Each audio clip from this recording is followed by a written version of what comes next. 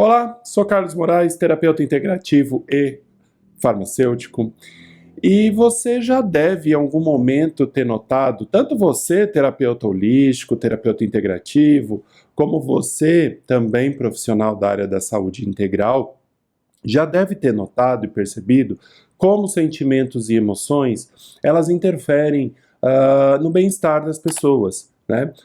Inclusive, afetam fisiologicamente, biologicamente, os nossos sistemas orgânicos, né? Sistema respiratório, sistema digestório, circulatório, sistema nervoso e assim por diante, né?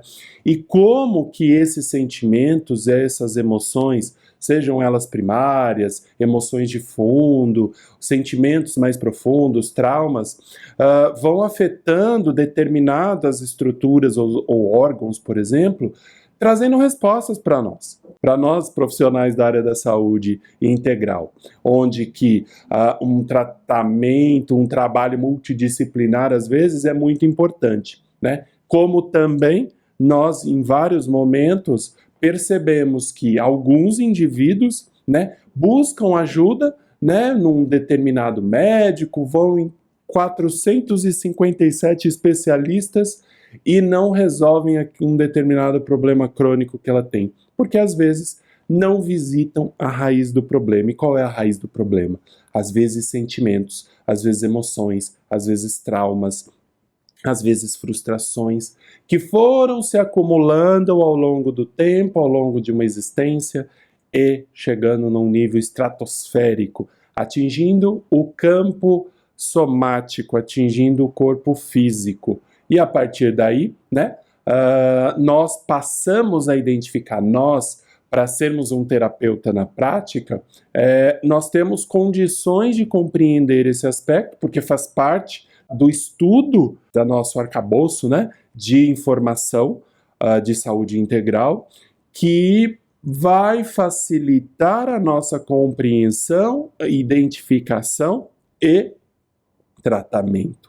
Porque esse é o nosso principal foco, né? Tratar o indivíduo de uma forma de forma da totalidade, né? De forma integral e reconhecer todos os aspectos. Eu estou aqui para isso agora, né? Para te mostrar alguns exemplos, né? Como que nós podemos ter essa noção. E claro, né? Nesse curto espaço de tempo, eu quero despertar isso em você. Eu quero que você reconheça e enxergue essa realidade. Por exemplo, quando nós estamos falando de respiração, sistema respiratório, nós estamos falando do inspirar e do expirar. Basicamente, respiração, um processo de troca. Então, quando eu inspiro algo, eu inspiro novas ideias, eu inspiro algo que está fora.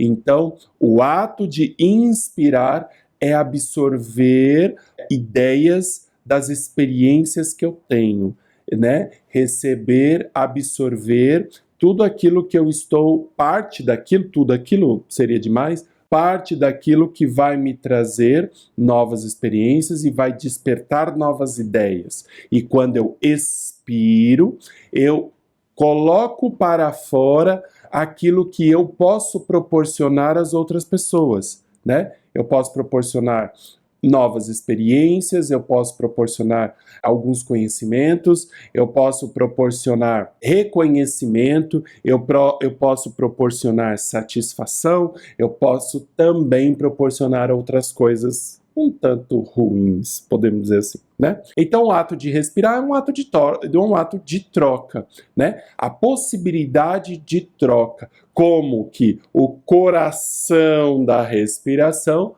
são o quê? Os nossos pulmões, tanto pulmão direito quanto pulmão esquerdo.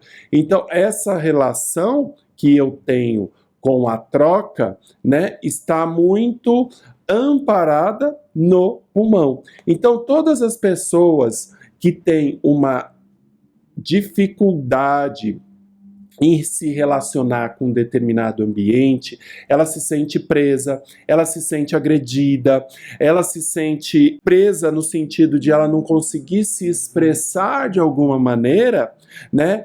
Em algum momento ela pode vir a desenvolver uma bronquite crônica, né? E a partir daí, essa bronquite dificultá-la no ato de troca, né? Ela não consegue, ela tem muita dificuldade de lidar com os pais, com o esposo, com o namorado, com a namorada, com alguém que está próximo, com o próprio filho.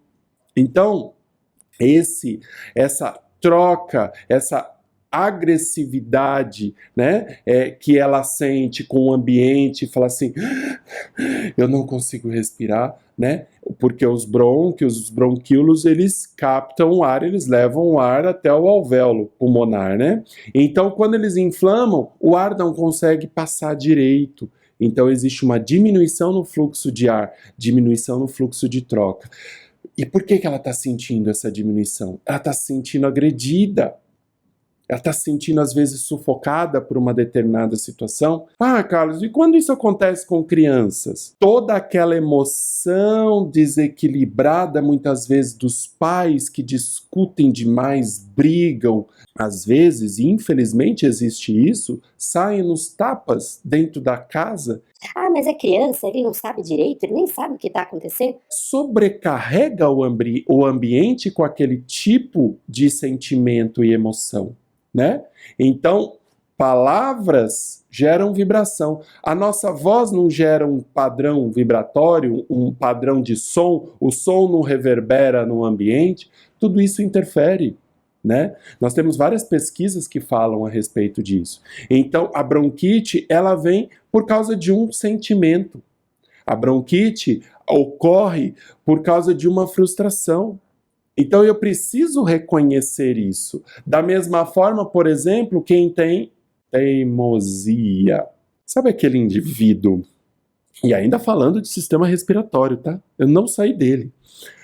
Sabe aquele indivíduo que não abre mão dos seus valores de jeito nenhum, dos seus pontos de vista, teimoso, mas teimoso, e faz, puxa vida, ó, eu errei, desculpa aí. Que não faz isso de jeito nenhum, ó, pô, pisei na bola, né? Desculpa aí. Não faz isso, costuma ter ronco. Faz tratamento para apneia, faz não sei o que, faz cirurgia, não sei, melhora 1 semana, 2 semanas, 3 semanas. No mês seguinte volta tudo. Por quê? Essa teimosia manifesta no processo do ronco. Então, ele precisa ser o teimoso, ele precisa chamar atenção, ele precisa ter a verdade absoluta sobre tudo. Então, nós percebemos que a condução de um processo, muitas vezes, por exemplo, a teimosia, ela também está relacionada ao sistema nervoso central. Então, uma pessoa teimosa, ela também pode desenvolver desequilíbrios sérios, transtornos sérios do sistema nervoso central.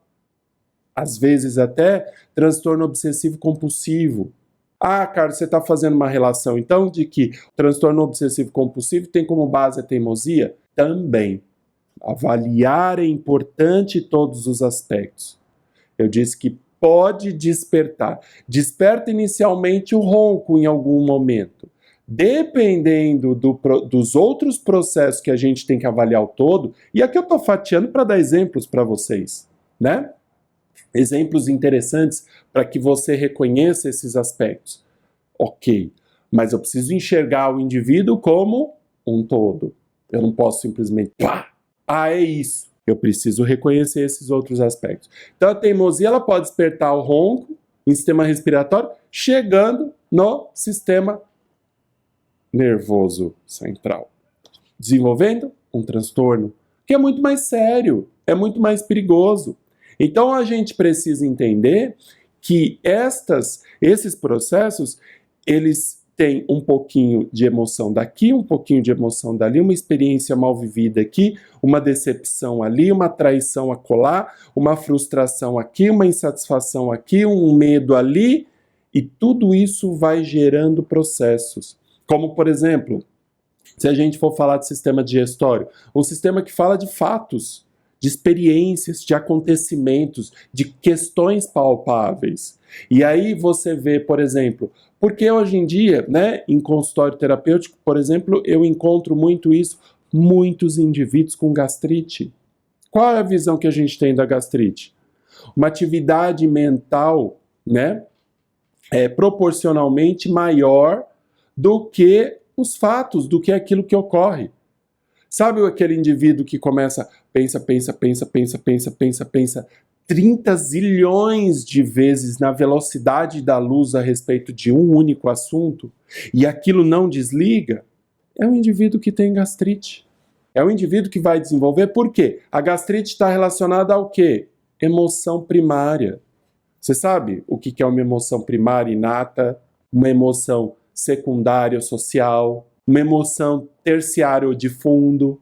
Sabe essa classificação? É importante a gente reconhecer. É muito importante o terapeuta reconhecer. Porque a partir dali ele chega no ponto que ele consegue pegar o gancho para abrir o leque. E muitas vezes essa emoção primária, ela pode atingir quem? O fígado. Então se fala muito, A raiva destrói o fígado. a raiva primeiro destrói o estômago, que é uma emoção primária. Digerir as emoções primárias. Então a partir daí, você tem o fígado, por exemplo, como resistência a esses processos, aos novos processos, às novas experiências. E aí você fica batendo naquela tecla de coisa que já aconteceu e continua alimentando raiva. E aí o fígado fala assim, vamos. Por quê? Ele é o órgão da mudança. Ele é a força agressiva que você tem para transformar. Olha só, eu falei duas coisinhas poucas assim, né? Sistema respiratório, sistema digestório. E quantas emoções, quantos sentimentos estão depositados nisso? E, lógico, nós temos sistema urinário, sistema reprodutor, muito mais de sistema nervoso central, muito mais sistema endócrino.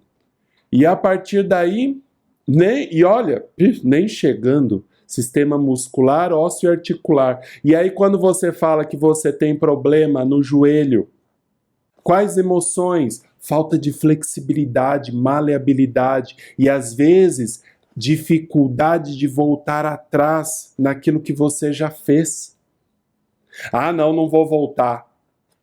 Flexibilidade, joelho, movimento, satisfação numa caminhada e às vezes realmente voltar e falar assim, eu deixei de fazer isso aqui, eu preciso honrar com a minha palavra.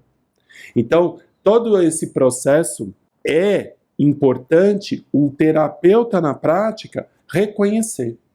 É muito importante. Por quê? Ele vai ter condição de aplicar um tratamento mais expressivo e muito mais direcionado ao processo que ele quer, ao processo que precisa ser tratado. Imagina, nós temos um único analgésico para dor, nós temos um único anti-inflamatório para tirar uma determinada inflamação? Não, nós temos um arsenal de cada um deles. Quais dores? Quais inflamações? Quais infecções? O mesmo é a terapia.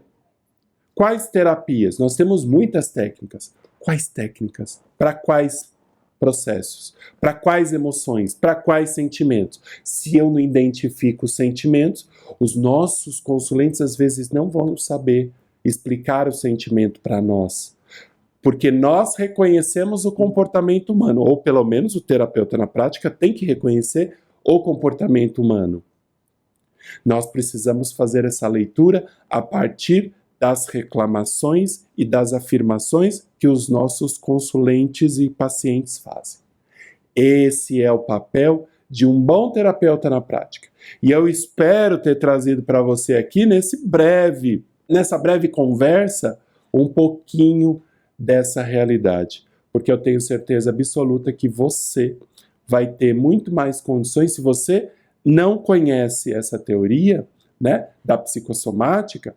Eu tenho certeza absoluta, né, e da metafísica da saúde, eu tenho certeza absoluta que você será um excelente terapeuta na prática. Até mais.